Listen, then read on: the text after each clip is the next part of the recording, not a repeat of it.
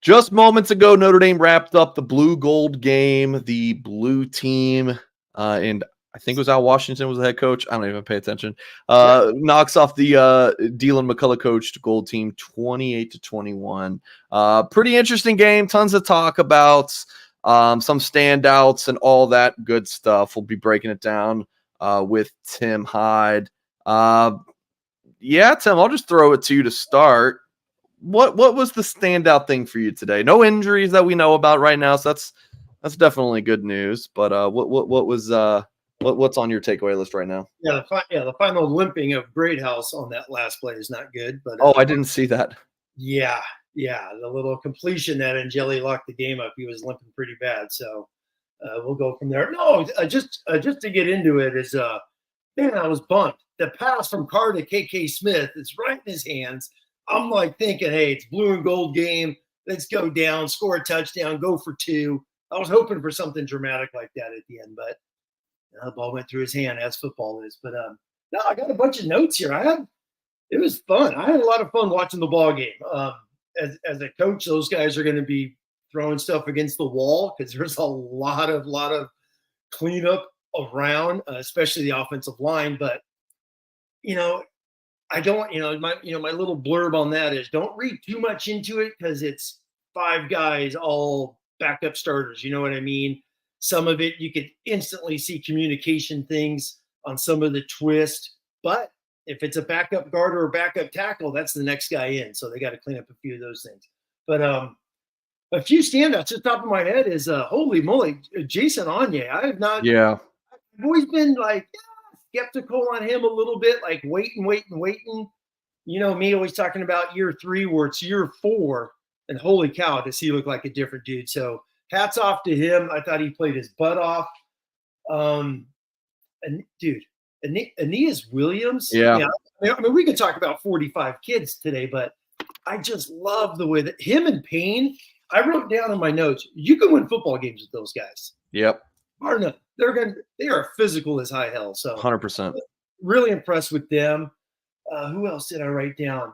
Botello looks like a different dude.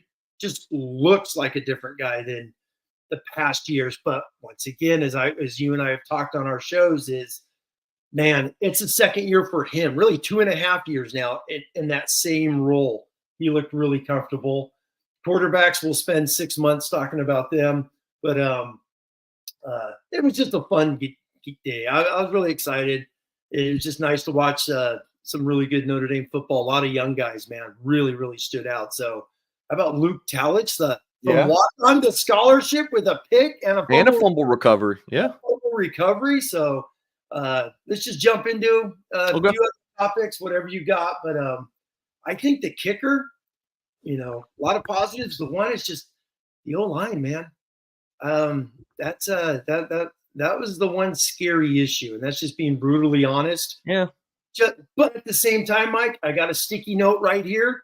I wrote, looks tired. I think 4 practices this week they had, and it looked like it. It's just tired legs. Yeah. 4 practices. So I'm not reading too much into it, but that's a unit that, they just got to keep working together because that game 1 is going to be a barn burner. Those guys got to be ready. I love some good analogies, Tim, and like an offensive line, like this well-oiled machine. So, it's like a car. You pick different. You put some good parts in a car, and maybe some not so good. It might not run the best. So that's kind of how I feel about the offensive line. It's a mismatch offensive line. Going against some guys who are just pinning their heads back and just going after it. So I'm not really concerned about offensive line. For me, Tim, and we will do like our show this upcoming Wednesday. We will go back and really dive into a bunch of different stuff. Tim will have probably watched the game a few times by Wednesday night, and I was thinking, Tim, we could even do like a 5, like your 5 things you were watching going into the game. We could do like revisit those 5 topics. But I think on your initial watch of the spring game, it's really just about like who flashed. So these are the guys for me. And I'm just going through my own notes. Jeremiah Love, I thought looked fantastic, was just balling early on. Let me pull up his numbers here for folks watching on YouTube. Jeremiah Love. Okay, 7 rushes for 36 yards and a touchdown, 5 receptions, 41 yards. You know, It's when Steve was checking down, yes. checking down to Jeremiah Love is a good decision. I know you like Oh to kind of get on Steve for checking down, but when you no, throw it to but Jeremiah Love, that's a good. yeah, I mean, my 12 seconds just off of that is he is going to be deadly just catching little dumps in the flat. He is seriously, he's just going to be lights out. He looked like he was just going through the motions a few times, just enjoying the game. But when the adrenaline's going 1,000 miles an hour, man, Mike, he's gonna crush some teams if you allow him to catch the ball in the flat. Yeah, folks, please hit the thumbs up on this video if you're watching on YouTube. Subscribe to our channel if you are new here. Please do that. If you're watching live with us, watching back, really appreciate you guys if you're listening via podcast. Thank you for making us a part of your day as well. Again, we're live literally moments after the game ended. Loved Aeneas Williams and look, Jabron Payne had the fumble loss, but I thought looked super shifty, great vision. He kind of is a forgotten man when it comes to this running back room because you have J.D. Price and Jeremiah Love, and we all love freshmen. So it's Aeneas Williams and Kedron Young. Young was out today. J.D. Price was out today. You even saw Devin Ford. I don't know if that would be something that, he could play some running back in a pinch this year. I don't know, but we saw him play safety, and then nickel. He was lined up over the slots a lot, and then played for the gold team at running back late in the game. But yeah, Payne I thought was a good performer on the day. Tim, I'm curious for your thoughts. Did you see Jack Larson flash not only as a pass catcher with 4 receptions for 41 yards? Tim, did you see him blocking on Yeah, that touchdown run of one of Love's touchdown? Yeah, I think it was Jeremiah Love's touchdown run. Let me see if I can find it. Let me see if this is it, Tim. Give me a second here. no, that's fine. Real quick on Payne, I wrote the same thing, just physical point. No, of that's it. Raritan. That was Raritan out there. But there's one with Larson. I actually wrote Larson down. It's just, I mean, you expected him to play a ton being a freshman and some of the injuries, but he doesn't. My little thing, he doesn't look like some of the Notre Dame tight ends because they're all tall. But he's got that H-back guy. You talked about that when he committed a couple of years ago. Yeah. That wing hip type guy. I think he's going to be really good there as he develops. Yeah, I really liked what I saw from Larson. Big kid too. Again, not the tallest. I think if he's 6'5", he might be a 5-star tight end. But I wrote down one note, saw him blocking junior Tuihalamaka 1v1 and just completely stonewalled Tuihalamaka. Yeah, I wrote down Anye split a double team and had a sack on Angeli. I liked Raritan, and I even thought Dion Colsey had a nice game. Angeli was targeting him a bunch early. Wrote that down. Well, I'm going to dive into the quarterbacks here specifically. I thought Kingston was fantastic. Really, no surprise there. I wrote down, welcome back, Kahanu Kia. Tim. Man, that's right here on my notes too. Over the place with 12 tackles for Kahanu Kia, Tim. I mean, seriously, he literally right here on my defense was Zinter. I thought Preston Zinter really just played his butt off, man. And then Kia, every time I'm like, who? It's like, I had my blue and gold, my latest issue out, going through the roster. And he was outstanding. I thought he played really, really hard for being on a Mormon mission for 2 years. So that kid brought it today. So congrats to him. I thought he played his heart out. And like I said, Zinter, he's another one I wrote, just really stepped up. And it's a spring game, and he's out there having fun, getting more reps than probably normal. But it shows constant development, working. These are those, those Viper, Will, hybrid type guys that Notre Dame has bodies definitely to keep working. Yeah, and was trying to think what team. Drake Bowen, 7 tackles. Bowen just seemed to be everywhere. Tim, Drake Bowen looked good. 7 stops there. Including a pass breakup and half a TFL. Luke Talek, you mentioned, had the pick. Yep. 5 stops. Jalen Sneed credited with. Excuse me, I was looking at that wrong. So Bowen had the 4 solos. and then it was Snead who had 7 tackles, 2 of them solo, pass breakup, and half a TFL. I'll have to watch back spring game. I don't remember. I remember seeing Snead, but not having solid. I a mean, team high 7 tackles. Osbury early, you could see his athleticism. Obviously they just played your standard 4-3, but no, a lot of good stuff, man. A lot of good stuff from the main guys, and you saw some of this depth really step up. Especially Heinisch looked nice. I mean, Bryce Young is just going to be like, dude, what's that guy going to look like in 2 years? Yeah, I know. Yeah, I mean, seriously, what is he going to look like as a junior? It's like, it's going to be unbelievable. But very impressed. I'll tell you what, Jagasol, that is going to be one I go back. Him and Oben, dude, they had some wars out there. Yeah, So okay. really, really physical one-on-one football. Those guys were looking, like it was a preseason game trying to make the final roster cut. They were going toe-to-toe. Oben beat him a few. Jagasol kicked his butt a lot more than I expected. I'll be honest with you. I thought he played really, really well on the edges. So that was really nice to see. But the real nice split. Oben had one on a little twist they had. But those were just a few issues going from there. I did have Colsey down. I thought he beat it. I mean, there's a guy once again who's kind of lost in the shuffle.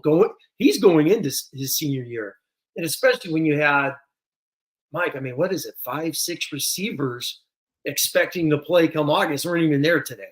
Yeah. So I thought Colsey really competed and played hard. Yep. Continuing on it, and just a quick programming notes. Goolsby show Monday night. And I think we're gonna do a show Sunday night. I haven't asked Horka, but I want to do a show with Horka Sunday night.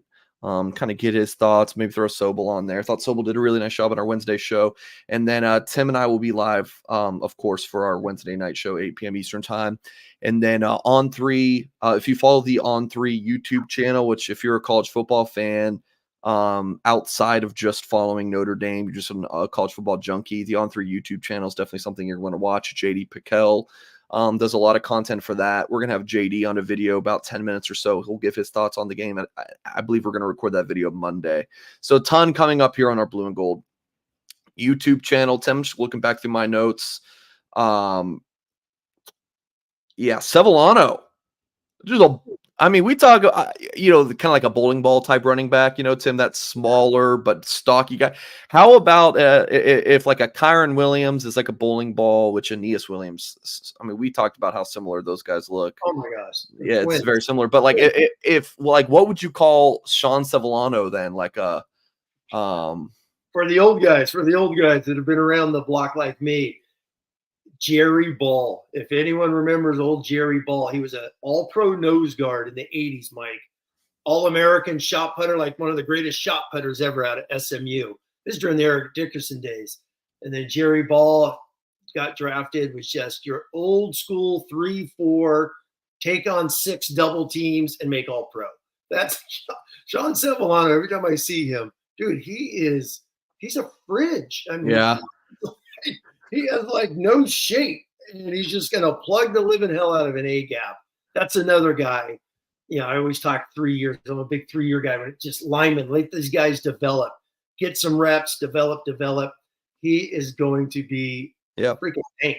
Him, and then you got Dixon coming in 25. You got these A gap plug-in nose guards that are just going to just hold the point of attack and let those backers run around like crazy. Yeah, YouTube chat's talking about the quarterbacks. We're going to get there in just a moment. Kind of a player who I thought looked like he belonged was KK Smith. He got targeted a good bit, 7 targets, 3 receptions, 54 yards at the long at 38. For Tim, for some of these guys, it's our first exposure to them really in a while. KK Smith injured. Yeah, injured last year. We haven't really seen him since his senior year of high school. So I really liked KK Smith. Tim, it's a deep receiver room, but it's unproven. That's what I've said every single year, I feel like, about the Notre Dame receiver room. But this year feels different. It's not like you're counting on Tobias Merriweather this year. All your you have yes. so many guys here. We didn't even see Bo Collins today, right? He's not practicing with Notre Dame in the spring. He's still a Clemson student. Jordan Faison just was dominating the cross earlier today. Jaden Thomas out, so it's just like Cam Williams was out with, I believe, and then you still got Saldate, who's a true freshman. Harrison out. I think that's 6, right? If I could add, but that's a truckload of dudes. And then Gilbert, the true freshman, who you're going to talk to Tyler and Jack when you have them on. You guys do. I mean, those 2 guys have been raving about him all spring, and he obviously played his butt off today. But there's one, the Carr, the CJ Carr from the left hash to the far side on the right. It was incomplete, but absolutely beautiful pass. KK Smith, it's like he's going to be kicking himself. He should have caught that, as he knows, on that outside fade. But no, I mean, he showed he definitely could play. There's so many guys out there to where, as they just keep developing, talking about these young guys, because they obviously do have some older dudes. That's why Freeman brought in all these older receivers to get out there and get them on and get them playing. Why Smith, Gilbert, Williams, obviously, and KK, keep getting reps. But that's a heck of a catch right there. That's Micah Bell, which, by the way, so I had to rewind that. I'm like, what the heck happened? I don't know what he was doing. Micah Bell, as fast as could be, and he's sitting there looking like he was playing squat cover 2 corner, and then realized, oh crap, I got to fade. So he reacted pretty slow on that. But that was a nice catch. 2 touchdowns for Gilbert, right? Because CJ 2. Carr connected with them. And we'll find that one.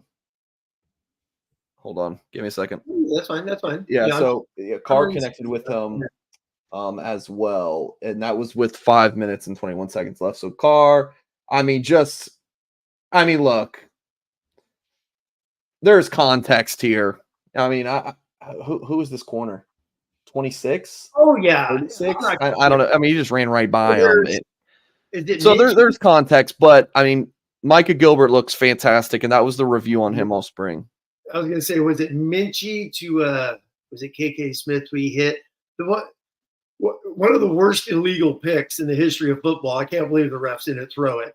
They got a walk-on corner as he comes in motion. They slam it. I think it's Cam Williams runs into this poor walk-on. It's such a blatant offensive PI. But oh well, it's spring game. Let it happen.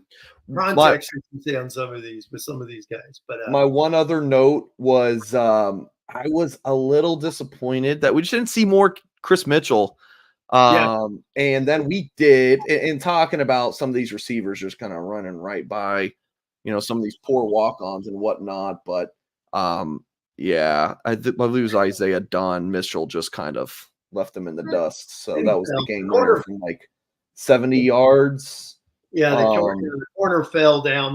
That's never good when you're out there by yourself. You see him on the ground. But but the game got exciting. It must have been I'm curious to talk to Goolsby, because it looked like a wind tunnel in that first half. So just windy, you just saw their shirts and whatnot. And then for some reason, the offense started to wake up and do a few good things. But it was a fun game. It's one, you don't want to overanalyze and look at, if anything. That's why it's like, for me, look at the players, look at some of the individual performances. That's why I was like ecstatic watching, Oben and Jagasaw go toe to toe, and then Traore and Sullivan Apsher had a good little workout going out there. That was fun to see as well. But overall, a lot of really good, impressive performances.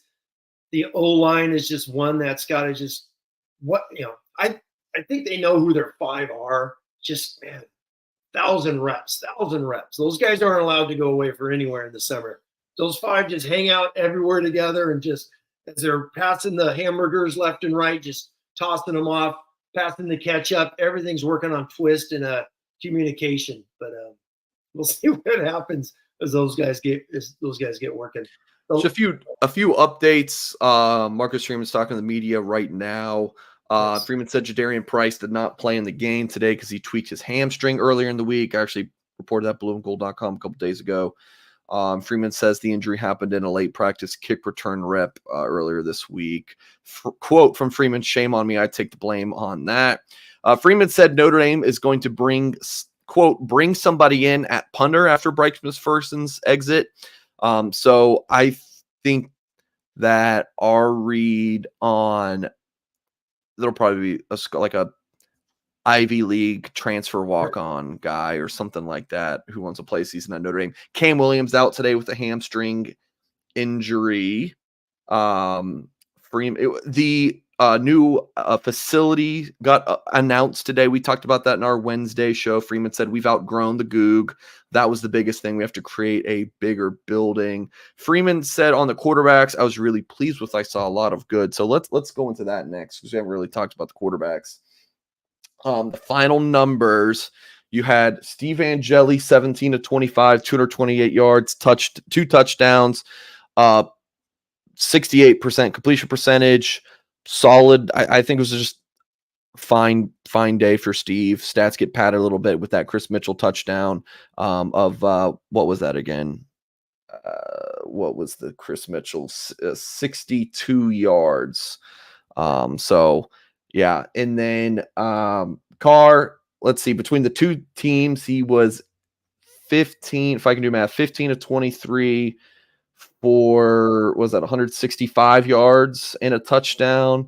Minchey, 12 and 19, 123 yards, touchdown, and a pick. And Minchey also ran six times for 40 yards and a touchdown. So let's just go to Steve first, Tim. I think what I said about him on our Wednesday show, actually, you know what, Tim? No, I'm not going to be able to play it. What I said on our Wednesday show was like, your mind is already made up on Steve Angeli. No one went into this blue gold game thinking, I don't know, man, with a great game today, Steve might make me a believer. No, you already had your opinion on Steve. I don't think he did anything to change it here or there. I think it was fine from Steve. Pretty much what you would expect. Nothing too crazy. You in agreement with me, Tim? Yeah, I was. I thought he was very average early on, and then as he got going, he looked really sluggish early. Missed some just off some of his throws. That's why once again, it's his fourth practice this week, and I'm not making excuses or anything like that. Just like spring game, I think I'll also say this, Mike, but with him, and this is something that should definitely be said is he's in the red jersey. He's the number 2 quarterback. He's the number 2 quarterback going in. The fact that Freeman put him in a red showed he's our number 2. Riley Leonard's obviously 1-2. We don't want Angeli to get hurt. If someone's close to him, blow a whistle. They're going to let the 2 other guys run around and scramble, and that's what happened. So I think Angeli's going to be the number 2 going in. We know what we're going to get from him. I thought he looked the same today as he did in the Sun Bowl, so to speak. As in an efficient guy, he could do some reads. 1 sack, he held the ball forever, but that's just being technical. He looked like he stared at a guy, and then the twist got him late. But he's going to be a junior. It's his 3rd spring, as we talked about on Wednesday. He's the number 2 quarterback going into this 2024 season, and I don't think that's a question. Yeah. Carr. Actually, we'll go to Minchey. We'll end with Carr. Sure. I thought Minchey flashed at times. He was definitely kind of the most up and down running the ball. Tim, we saw Minchey 5 games during his senior year of high school. Yeah, you're right. Other than that, we saw him in garbage time last year, and then just some practice footage. We haven't really seen any Kenny Minchey. So this is our first extended look at Minchey in quite some time. I thought he threw with some velocity. The ball fires out of his hands. He could make some nice throws. He could be inaccurate. But running the ball, Tim, I think he's listed 6 pounds heavier than Angeli right now. Oh, wow. He looks small. I thought he looked small for a reason. I think he's listed 6'2", 209. Really? He really looks small. Hold on, give me a second. What numbers? He's 8, right? Yeah, 6'2", 209. Carr is listed at 6'3", 206. Steve 6'2", 203. And then Leonard 6'4", 217. So Leonard is clearly the biggest. The other 3 are kind of the same. Give or take a half inch and a few pounds. So, yeah. So I liked it overall. I thought he showed some flashes, but running the ball, I didn't know that he had that in him. He was okay, he's a true dual threat guy. He's not like a quarterback who can run. To me, he looked like a dual threat guy.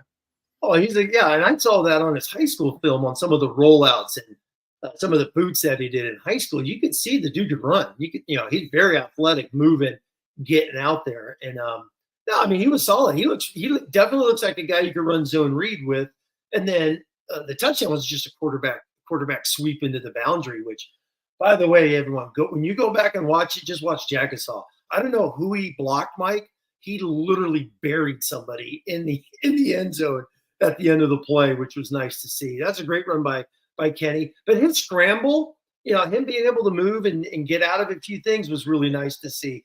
Jagasaw just killed somebody right there. Poor guy. Number 19, whoever that is on defense. I don't want to know because the guy gets eaten alive right there. But yeah, Minchey can scramble. Marty Hour, walk-on senior. Oh, that's too bad. Marty Hour, walk-on senior that's from Illinois. Funny, Marty. Remember you talked about Marty a bunch last year. But yeah, Marty, that's a good play right there. Thank God he didn't blow somebody's knee out getting hit like that.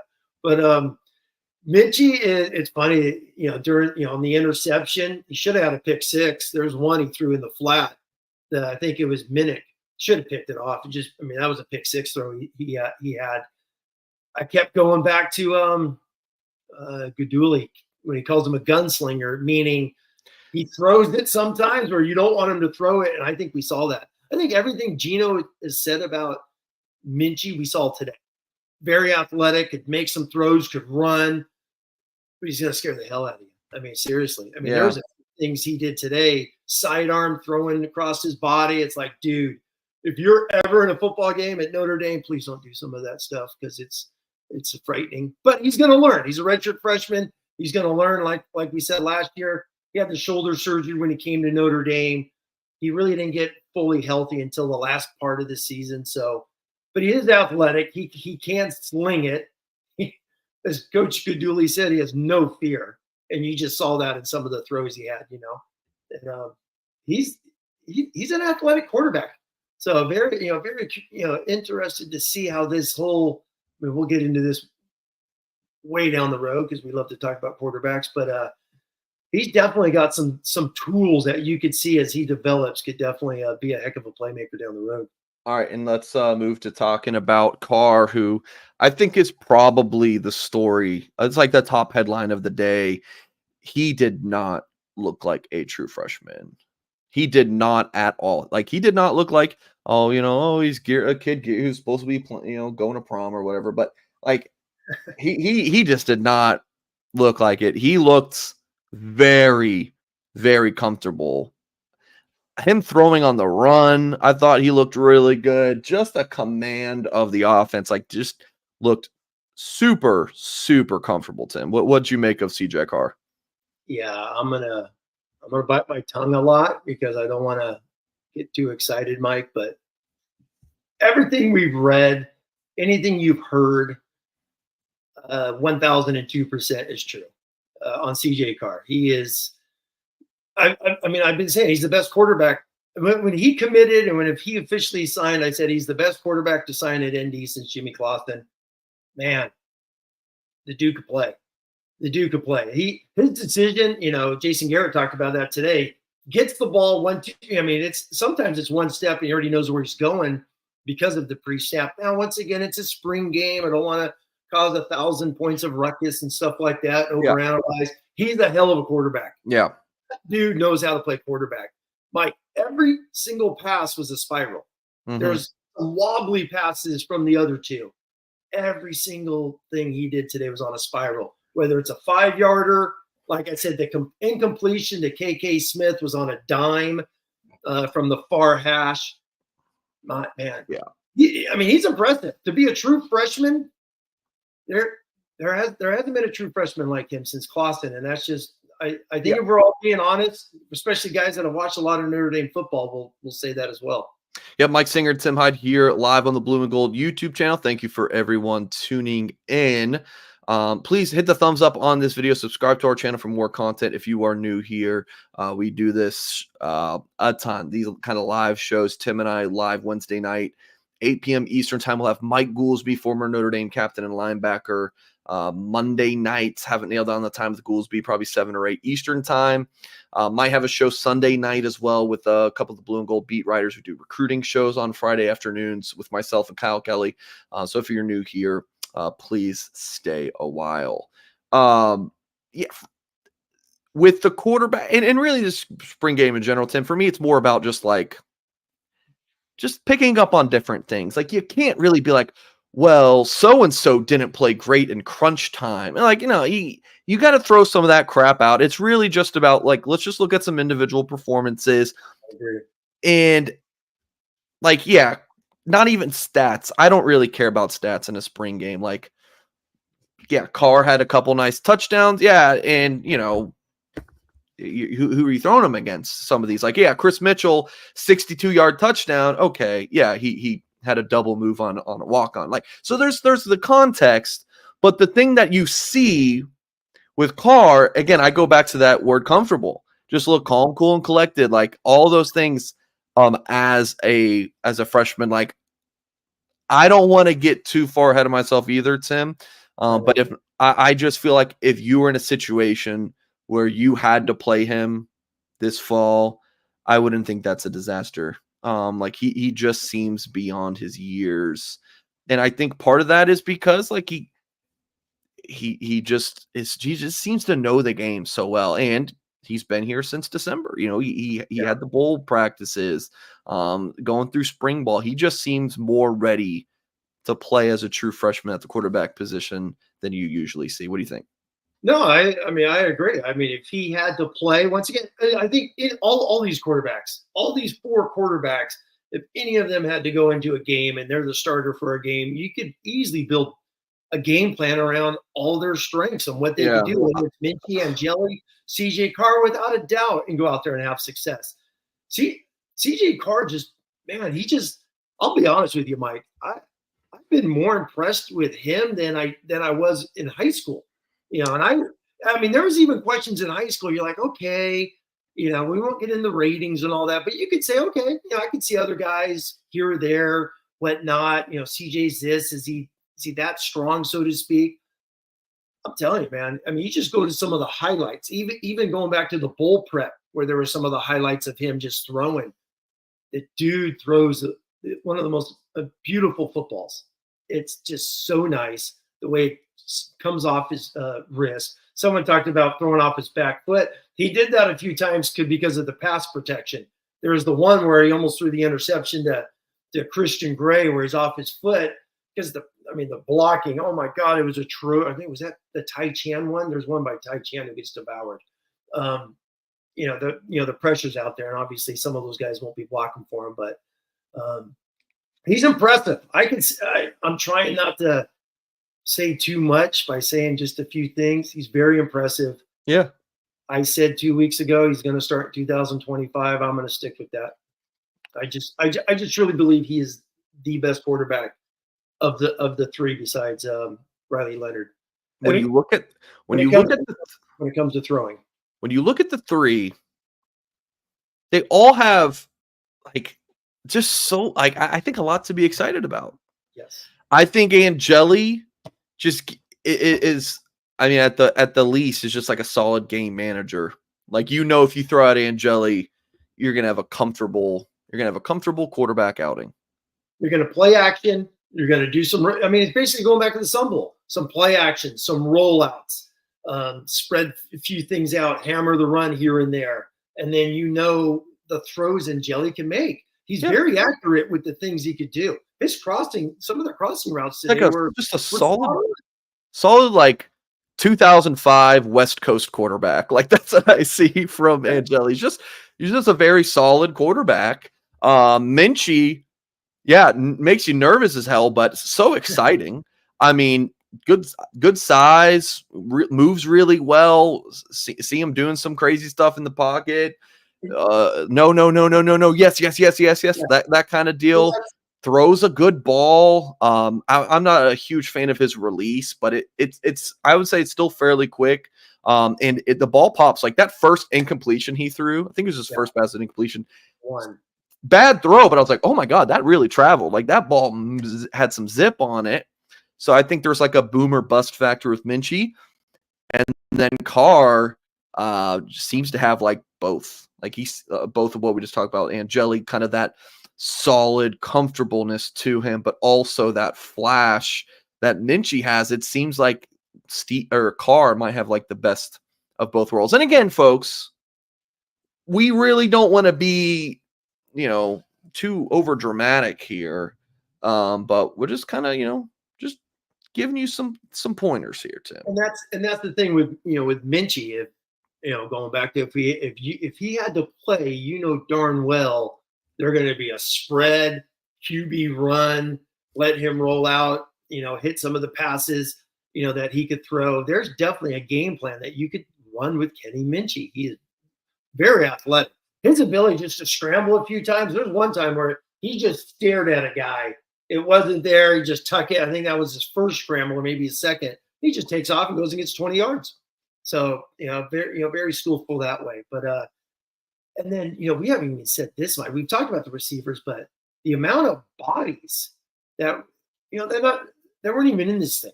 So Mike Denbrock is going to have, as long as they all stay healthy, knock on wood, all that good stuff we say. But there's a lot of offensive weapons once this thing gets together. And I think that's a small storyline coming out of spring is, sure, they had 15 practices, 30 days together of film and stuff like that.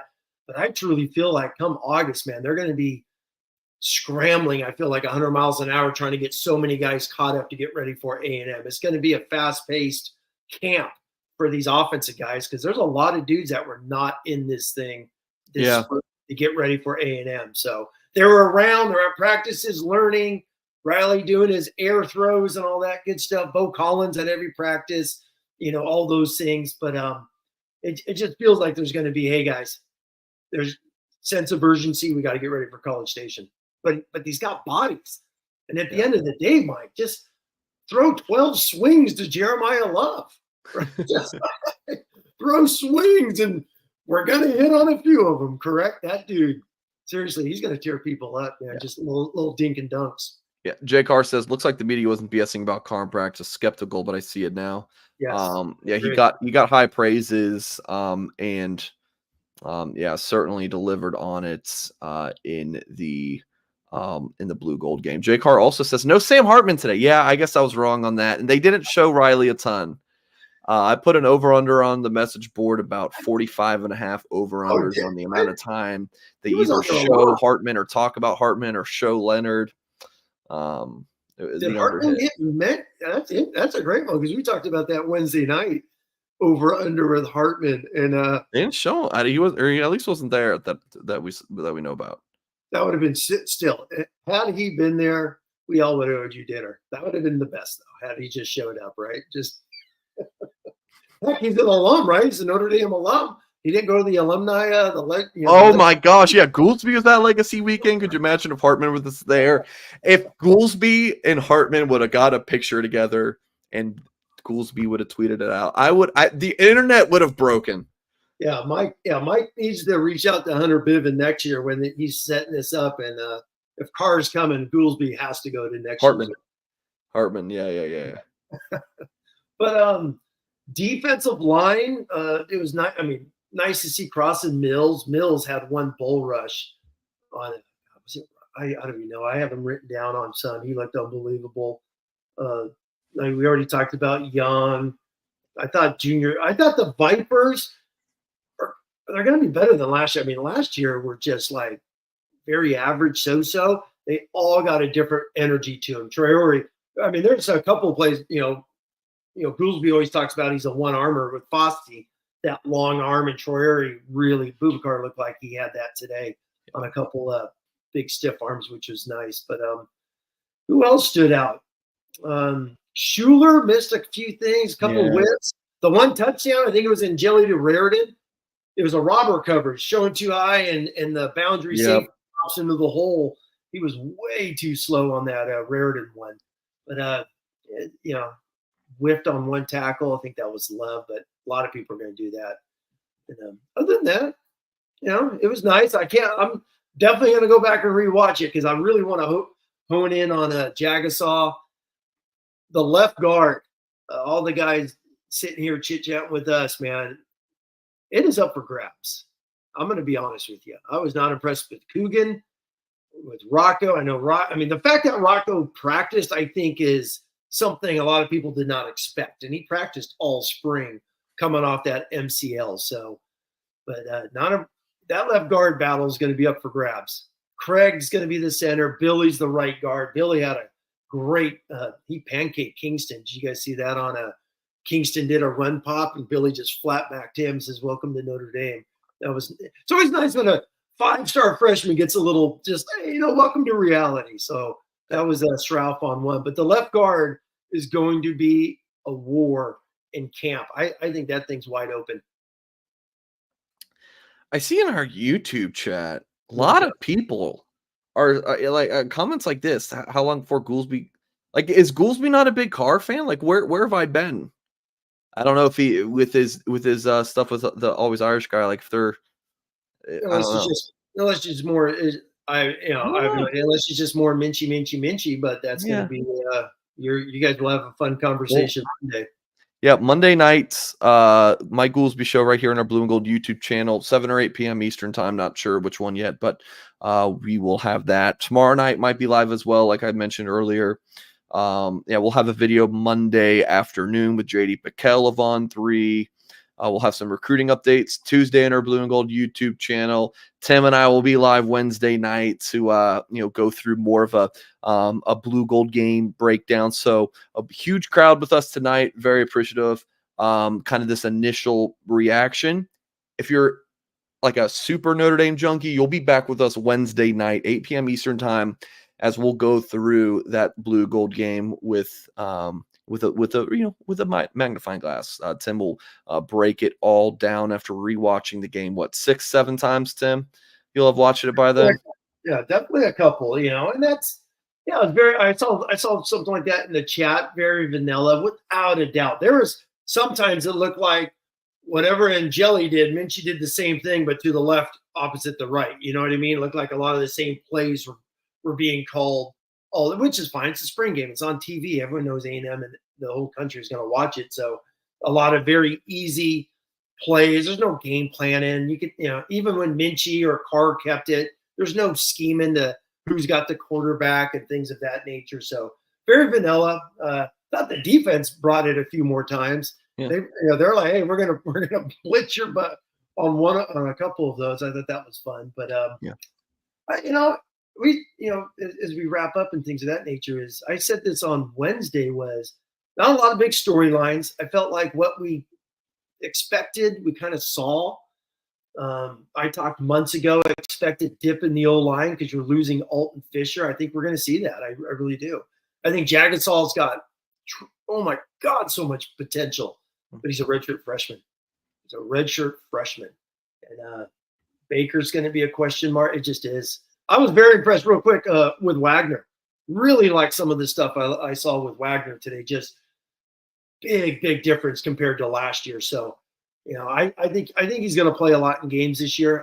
I'm going to be surprised if they had some little rotations at right tackle in some of these games to get him reps. And then I could definitely see Emil Wagner being a 2-year starter the next 2 years. And another young guy, a real freshman, one quick guy was Absher.